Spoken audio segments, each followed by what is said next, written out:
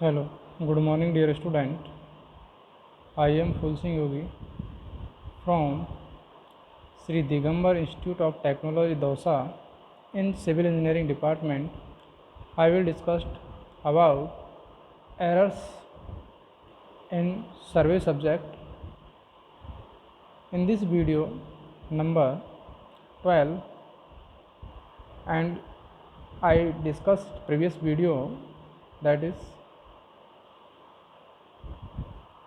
labeling and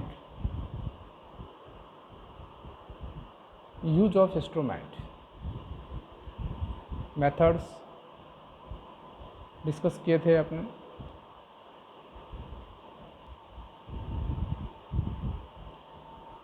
और उसमें आपने लेबलिंग्स मेथड देखे थे, कौन कौन से लेबलिंग के माध्यम से मेथड है जिनसे लेबलिंग की जाती है।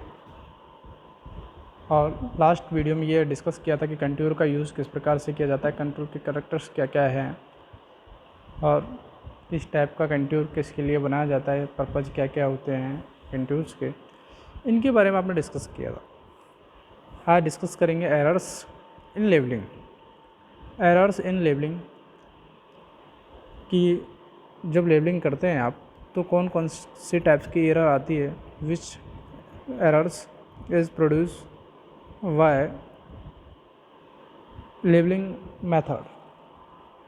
ये फर्स्ट में बात करूँ पर्सनल एरर कि जो लेबलिंग करते हैं, फील्ड वर्क करते हैं, तो आपकी एक तो पर्सनल एरर होती हैं जो आपके खुद के द्वारा की जाती है। जो सर्वेयर होता है, सर्वेयर और हेल्पर उसका जो होता है, उसके द्वारा जो एरर होती है वो आपकी पर्सनल एरर होती है। नेक्स्ट यदि मैं बात करूँ इंस्ट्रूमेंट एरर, सेकंड पॉइंट, यदि इंस्ट्रूमेंट एरर क्या होती है कि जो आपका इंस्ट्रूमेंट होता है उसकी वजह से अशुद्धियाँ जो एरर्स आती हैं, त्रुटियाँ आती है, वो आपकी इंस्ट्रूमेंट एरर होती है। नेक्स्ट थर्ड में यदि बात करूँ नेचुरल एरर, जो नेचुरली एरर जो होती हैं, प्राकृतिक जो एरर होती है जिसकी वजह से आपको जो लेबलिंग है उसकी जो रीडिंग एक्यूरेट रीडिंग नहीं आती है, तो वो आपकी नेचुरली एरर होती है। तो डियर स्टूडेंट, आज स्टार्ट करते हैं एरर्स वाला पार्ट। ठीक है, इसके अंदर first errors in levelling, the following are the different source of error. कौन कौन से सोर्सेज है डिफरेंट जिनकी वजह से आपकी एरर होती है। फर्स्ट में बात करूँ आपके पर्सनल एरर। पर्सनल एरर यदि आपको जो सर्वेयर होता है या फिर हेल्पर होता है उसकी वजह से जो एरर होती है वो आपकी पर्सनल एरर होती है। पर्सनल एरर होती है। First error, the instrument may not be levelled. If आपको जो इंस्ट्रूमेंट है वो आपने प्रॉपर तरीके से लेवल नहीं किया है तो उसकी वजह से जो आने वाली एरर है, त्रुटियां हैं, वो आपकी गलती होती है जिसकी वजह से आपकी त्रुटि आती है रीडिंगों के अंदर। तो वो पहला पॉइंट होगा कि आपका नॉट लेवल्ड, यदि आप इंस्ट्रूमेंट लेवल नहीं कर रहे आप सही तरीके से। Next, the focusing of eyepiece and objective glass may not be perfect. यदि आप ये कह सकते हैं फॉक्सिंग आई पीस जो आपके टेलीस्कोप में फ्रंट पे लगा होता है जिसमें होकर आपको देखना होता है। नेक्स्ट, ऑब्जेक्ट ग्लास, जो आपका ऑब्जेक्ट ग्लास होता है, आपका जो टेलीस्कोप होता है उसके अदर पार्ट जो होता है, ऐसा होता है सामने वाला जिस पर आपके ऑब्जेक्ट को देखा जाता है। तो वो यदि फॉक्सिंग यदि आपने सही तरीके से नहीं की है, परफेक्ट नहीं की है, तो उसकी वजह से जो एरर आती है वो आपका जो सर्वेयर होता है वो प्रॉपर तरीके से उसको सेट नहीं करता है। तो इस तरीके की जो एरर होती है वो भी आपकी पर्सनल एरर के अंदर कंसीडर की जाती है। नेक्स्ट, पैरालैक्स में नॉट बी एलिमिनेट। यदि पैरालैक्स है उसको यदि आप एलिमिनेट नहीं कर रहे हैं, यदि आप जैसे सपोज दैट छोटी छोटी एरर्स होती हैं, लिस्ट काउंट लेना, वो आपको कंसीडर नहीं कर रहे हैं, एलिमिनेट नहीं कर रहे हैं, तो वो उसकी वजह से जो एरर होती है वो भी पर्सनल एरर होती है। नेक्स्ट है the position of staff may not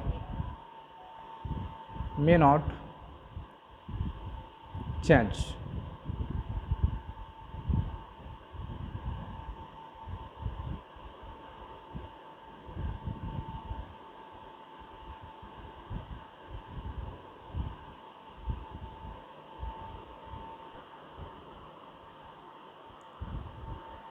next dear student, अगर आप बात करें कि आपकी जो पोजीशन स्टाफ की है वो आप प्रॉपर तरीके से चेंज करते रह रहे हैं, यदि आपने स्टाफ को स्टैंड सीधा नहीं रखा है, उसकी वजह से जो एरर आती है वो भी आपकी पर्सनल एरर होती है, क्योंकि उसमें जो हेल्पर होता है, यदि जब आप रीडिंग पढ़ रहे होते हैं, जब आपके इंस्ट्रूमेंट से आप उस स्टाफ को देख रहे हैं और उस स्टाफ के अंदर यदि आपने स्ट्रेट नहीं रखा है, सीधा नहीं रखा है, तो आपकी जो रीडिंग यहाँ पर जो मेंशन होती है वो प्रॉपर तरीके से नहीं आती है। उस वजह से जो आपकी एरर आएगी वो आपकी पर्सनल एरर के अंदर कंसिडर की जाएगी, यदि आपने स्टाफ को प्रॉपर तरीके से नहीं पकड़ा है या फिर आपकी क्या है स्टाफ को चेंज कर रहा है।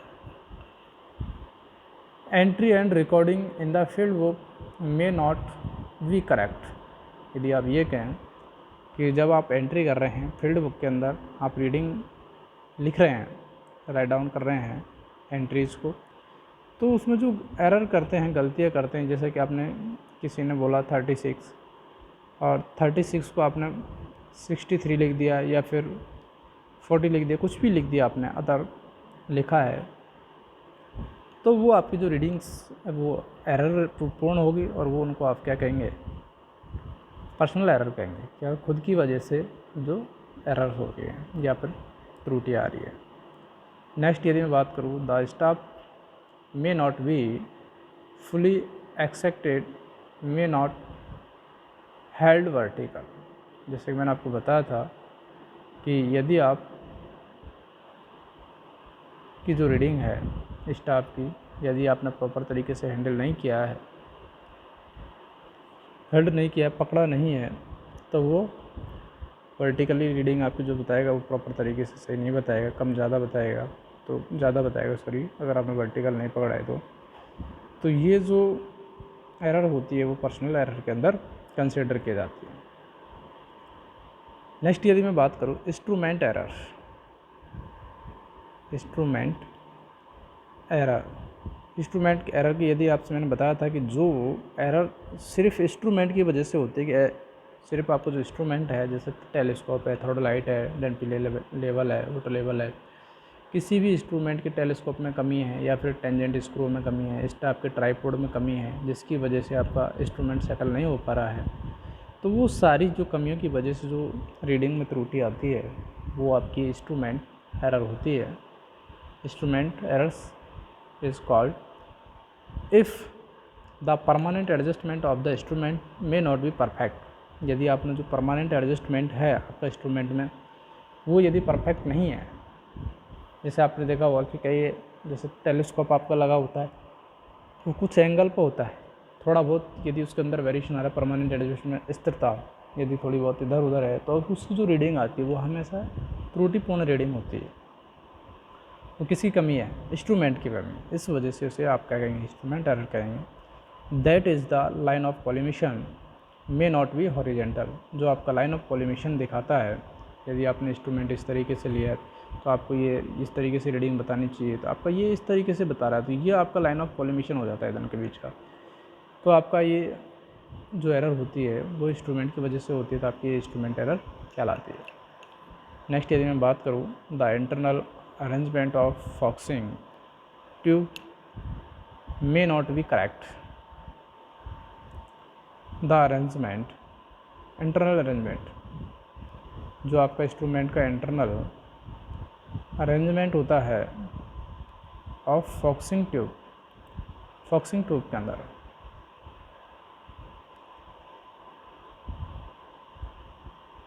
मे नॉट बी करेक्ट, जो कि करेक्ट नहीं है, इसकी वजह से जो एरर आ रही है वो आपकी इंस्ट्रूमेंट एरर होती है। Graduation of the staff may not be perfect. यदि आपने जो स्टाफ की जो रीडिंग लिखी हुई है, ग्रेजुएशन की है, उसके अंदर मेंशन कर रखे हैं, वो यदि परफेक्ट नहीं है, आप ये कह सकते हैं आपने जो मार्किंग कर रखी है 5-5 mm वाली, 5-5 mm पर दिखाने में वाइट और रेड या ब्लैक वाइट जो उसमें स्पेस बनाए हुए हैं इस तरीके से बीच बीच में, तो यदि आपने प्रॉपर तरीके से नहीं की गई है तो उससे जो एरर आएगी, क्योंकि आपको परमानेंट किया हुआ है, तो आप तो वो लिखा हुआ है जिस लाइन पर आ रहा है उसी को रीड करेंगे। अब वो रीडिंग क्या है, रॉन्ग है तो वो इसकी वजह से जो एरर आएगी वो आपकी इंस्ट्रूमेंट एरर कहलाती है। नेक्स्ट यदि मैं बात करूँ third reading, error due to natural causes. जो एरर नेचुरली कॉजेज के कारण होती है वो आपकी नेचुरल एरर्स कहलाती है। जैसे मैं आपसे बात करूँ curvature of and first reading वो है आपका errors, the curvature of the earth में affect the staff reading when the distance of sight is long. यदि आप ये कह सकते हैं कि जो आपका कर्वेचर होता है अर्थ कर्वेचर, आपको पता है आपकी जो पृथ्वी है वो एक सर्कलाकार है, अंडाकार है, तो आप लॉन्ग डिस्टेंस पर आप रीडिंग पढ़ रहे हैं यहाँ से यहाँ तक, तो इसका जो कर्वेचर है ये वाला कर्वेचर लॉन्ग डिस्टेंस के लिए कर्वेचर को कंसीडर किया जाता है। तो ये इसकी वजह से जो एरर आती है वो आपकी नेचुरल एरर होती है, क्योंकि प्रकृति का नियम है नेचुरली है कर्वेचर होगा आपका। तो ये आपके जो कर्वेचर है इसकी वजह से जो एरर आएगी स्टाफ के अंदर साइट ऑफ लाइन को आप देखने के लिए लॉन्ग डिस्टेंस के लिए, तो आपकी ये नेचुरल एरर्स हो गई। नेक्स्ट यदि मैं बात करूँ द इफेक्ट ऑफ रिफ्रैक्शन में कॉज ए रॉन्ग स्टाफ रीडिंग। यदि आप रिफ्रैक्शन के कारण स्टाफ के अंदर रॉन्ग रीडिंग पढ़ रहे हैं तो वो भी आपकी नेचुरली हो, क्योंकि आपका रिफ्रैक्शन होता है, टेम्परेचर ज़्यादा है, आप वो स्टाफ दूर रखा हुआ है वहाँ से रीडिंग पढ़ रहे हैं और रिफ्रैक्शन की वजह से आपको वो रीडिंग ऊपर या नीचे दिखाई दे रही है। ठीक है, तो प्रकृति की वजह से हो रहा है कि आपको जो टेम्परेचर ज़्यादा है धूप की वजह से आपको वो रिफ्रैक्शन हो रहा है, तो आपका ये नेचुरली एरर्स होती है। नेक्स्ट यदि मैं बात करूँ, these are some errors in staff reading due to high velocity wind. यदि वेलोसिटी अधिक है, विंड की वेलोसिटी हवा ज़्यादा तेज़ चल रही है और जब आप स्टाफ में रीडिंग पढ़ रहे हैं तो उसकी वजह से आपकी रीडिंग गलत है, यदि आप ले रहे हैं रॉन्ग रीडिंग ले रहे हैं तो वो भी आपकी नेचुरली रीडिंग कहलाती है, क्योंकि आपके विंड के इफेक्ट के कारण आता है। विंड वेलोसिटी ज़्यादा है तो इस वजह से आपकी जो स्टाफ रीडिंग है वो प्रॉपर तरीके से शो नहीं हो पा रही है, विजिबल नहीं है, तो ये आपकी नेचुरली रीडिंग्स एरर होती है। तो डियर स्टूडेंट, आपको ये याद रखना है कि आपके जो एरर्स है वो 3 रीज़न्स उसके प्रॉपर तरीके से होते हैं। पर्सनल रीज़न्स जो पर्सनल एरर कहलाएगी, और एक इंस्ट्रूमेंट की वजह से तो इंस्ट्रूमेंट एरर कहलाएगी। तीसरा है नेचुरल एरर जो आपकी खुद की कमी की वजह से एरर होती है। तो अगर आप बात करें कि पर्सनल एरर जो खुद की वजह से गलतियाँ, इंस्ट्रूमेंट एरर जो आपको परमानेंट इंस्ट्रूमेंट में जो कमियाँ होती है उसकी वजह से एरर होती है, या फिर नेचर जो प्राकृतिक एरर की वजह से जो रीडिंग में एरर्स होती हैं वो आपकी नेचुरल कॉजेस ऑफ एरर होती है। नेक्स्ट यदि मैं बात करूँ कर्वेचर करेक्शन, कर्वेचर की वजह से जो करेक्शन होता है वो कौन कौन से होते हैं, किस तरीके से इसको कंसीडर किया जाता है, कैलकुलेट किया जाता है, इसमें आप देखिए।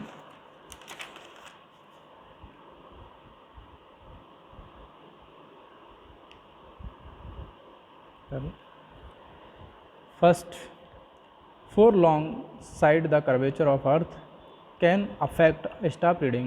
The line of sight is horizontal but the level line is curved and parallel to the main spheroidal surface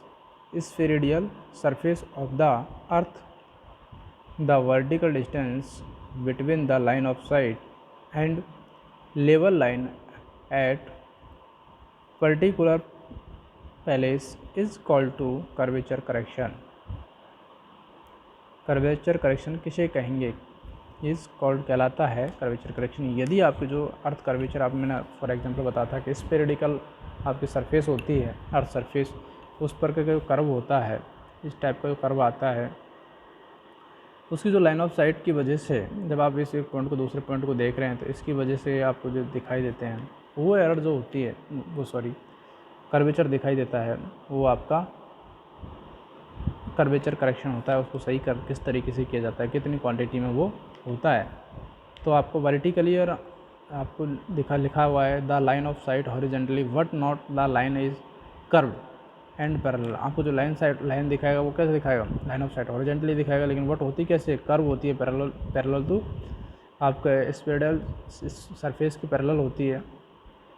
the vertical distance between the line of site and the level line at particular space is called the curvature. यदि मैं आपको for example बताऊं कि ये आप जो reading पढ़ रहे हैं, जबकि होनी कैसी चाहिए, कर्व टाइप की होनी चाहिए, इसके पैरेलल होनी चाहिए, बट अपन जब देखते हैं इस पॉइंट को इसके बीच में, इस तरीके से देखते हैं, इस पर कर्व टाइप से नहीं देखकर, ये सॉरी दोबारा से मैं डायग्राम बना देता हूँ इसका।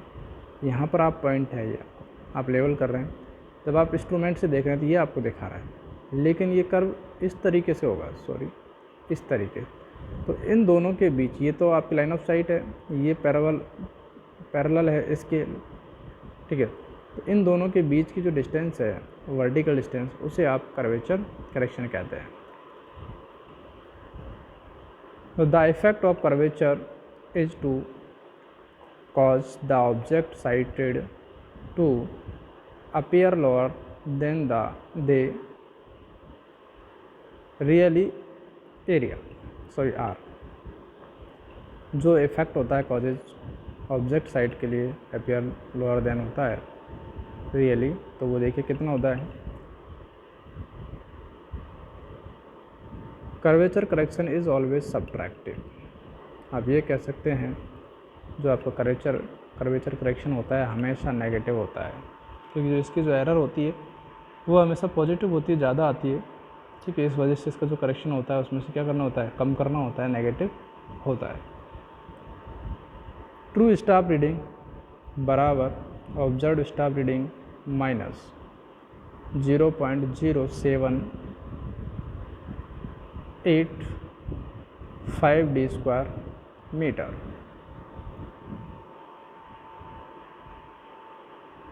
या आप ये कह सकते हैं 6/7 d स्क्वायर। आपका ये माइनस करना होता है, जो स्टाफ की रीडिंग होती है, ट्रू रीडिंग होती है, जो आप करते हैं निकालनी होती है स्टाफ की ट्रू रीडिंग। आपको स्टाफ की ट्रू रीडिंग निकाल रहे हैं तो उसके लिए आपको ऑब्जर्व्ड स्टाफ रीडिंग जो आपने निकाली है उसमें से आपको माइनस करेंगे कितना, माइनस 0.0785 d स्क्वायर। यहाँ जब d का मान आप डिस्टेंस लिखेंगे तो d डिस्टेंस होता है, डिस्टेंस को हमेशा किलोमीटर में आपको लिखना है, और आपको जो ये स्टाफ रीडिंग आएगी वो हमेशा मीटर में आएगी, इसमें आएगी मीटर में लेनी है, और ये आपका d का मान किलोमीटर में पुट अप करना है। इन फॉर एग्जांपल जैसे मैंने आपको डायग्राम पहले बता दिया था कि कर्वेचर का करेक्शन किस तरीके से होता है। ये लाइन ऑफ साइट होती है हॉरिजॉन्टल वाली, और ये पैरेलल जो लाइन है पैरेलल होती है यहाँ के इसके, तो इन दोनों के बीच का जो करेक्शन होता है वो आपका कर्वेचर इफेक्ट होता है, नेगेटिव में होगा, सब्ट्रैक्टिव होगा, ठीक है। नेक्स्ट यदि आप बात करें रिफ्रैक्शन, रिफ्रैक्शन क्या होता है, जैसे मैंने आपको बताया था कि रिफ्रैक्शन क्या है, एरर है एक तरीके से। आप ये कह सकते हैं कि धूप की वजह से या फिर विंड की वजह से जो आप रीडिंग पढ़ रहे हैं वो रिफ्लेक्ट होकर आ रही है प्रॉपर तरीके से, वहाँ से जहाँ पास होनी चाहिए वहाँ से नहीं होती है, तो वो आपकी रिफ्लेक्शन होती है। इसमें देखिए आप, the ray of light pass through layer of air of different densities and refract और bend down। जो आपकी रेज हैं वो रिफ्रैक्ट हो जाती है या फिर बेंड डाउन हो जाती है, रुक जाती है, डाउन हो जाती है, गिर जाती है। The effect of refraction is to make the object appear higher than they really are। The effect of refraction, जो इफेक्ट होता है रिफ्रैक्शन का, is make to object appear higher, higher होता है they really are. Refraction varies considerable with climate condition. मैं आपको बताया था आपको जो क्लाइमेट कंडीशन होती है उसके ऊपर वेरी करता है, जैसे टेम्परेचर है, विंड वेलोसिटी है, आपका मौसम किस टाइप का है, तो उसके ऊपर डिपेंड करता है। Next, however it is taken as, हमें से इसे कितना लिया जाता है यदि आप ये कहें तो कर्वेचर करेक्शन CR, हमारे से यदि मैं बात करूँ 1/7 of curvature of correction, curvature correction का 1/7 पार्ट लिया जाता है, 1/7 किसका, जो आपका कर्वेचर करेक्शन होता है CC होता है, उसका 1/7 लिया जाएगा। यानी कि आप न्यूमेरिकल वैल्यू की बात करें तो 0.0112 d² किसमें, मीटर। वही d का मान आपका डिस्टेंस होता है जिसे आप किस में रखेंगे, किलोमीटर में, और आपकी जो रिफ्रैक्शन आएगा वो किस में आएगा, मीटर में। रिफ्रैक्शन इज ऑलवेज एडिटिव, आप ये कह सकते हैं रिफ्रैक्शन हमेशा पॉजिटिव होगा। क्या होगा, पॉजिटिव होगा, और कर्वेचर करेक्शन हमेशा नेगेटिव होगा। True staff reading, observed staff reading plus refraction curvature.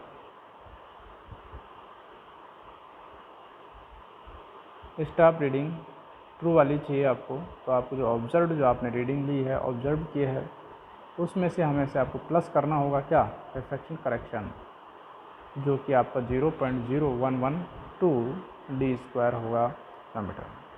देखिए डियर स्टूडेंट, यदि मैं आपसे बात करूं कि मैंने पहले आपको 6/7 जो बताया था वो कंबाइंड करेक्शन का बता दिया था, ठीक है। तो आप देखेंगे टोटल करेक्शन था 0.07835 जो भी, उसमें यदि आप ये किस में था, नेगेटिव में था, यदि आप प्लस कर दें कितना, 1/7 CC, जो क्या है, रिफ्रैक्शन है, तो यदि दोनों, ये रिफ्रैक्शन हो जाएगा, ये कर्वेचर हो जाएगा, ये कर्वेचर करेक्शन, ये रिफ्रैक्शन कर्वेचर बट7, तो आपको ना कंबाइंड करेक्शन आएगा आपका 6/7 CC, जो आपकी CC की वैल्यू होगी उसका 6/7 जो आएगा वो आपका कंबाइंड करेक्शन होगा सारी। इस तरीके से आप इसका डायग्राम देखिए, रिफ्रैक्शन,